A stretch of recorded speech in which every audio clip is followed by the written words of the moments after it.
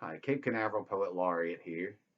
So, in my last video, I read a poem by a Black author and I explained what it meant to me and how sometimes we can grow and learn from reading various perspectives uh, in poetry. But something else that's really fun to do is search out and find poems that maybe you share something with the author with. And So I thought it would be a good time to invite one of my friends, Adhana.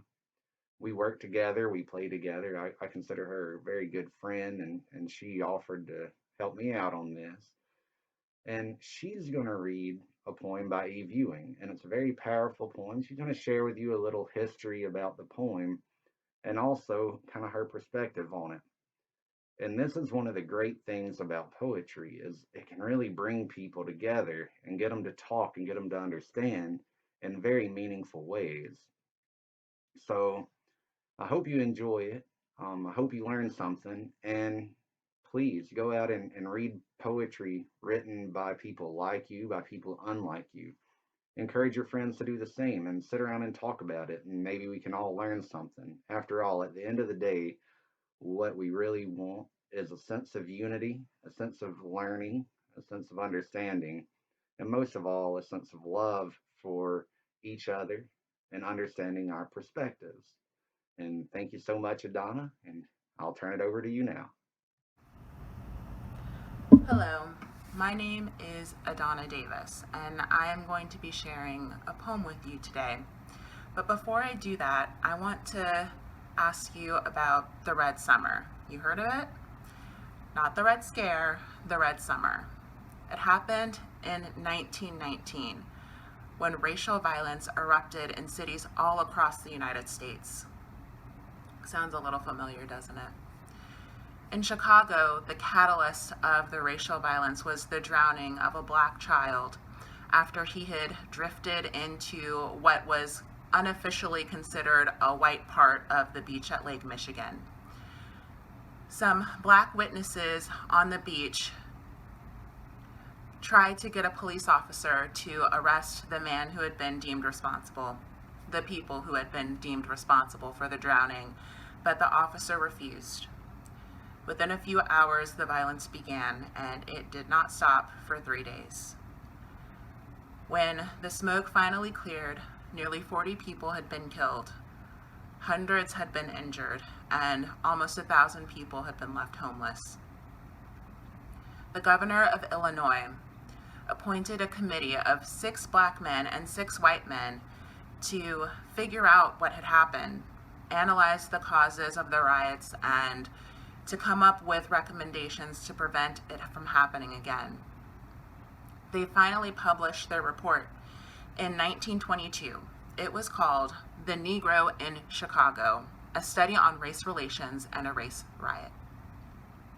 Eve Ewing is a black sociologist and author, and she came across this report, which is publicly available, while doing research. Although the report ended up not providing too much for her academic research, it ended up being the catalyst for this collection of poems called 1919, which she published 100 years after that riot in 2019.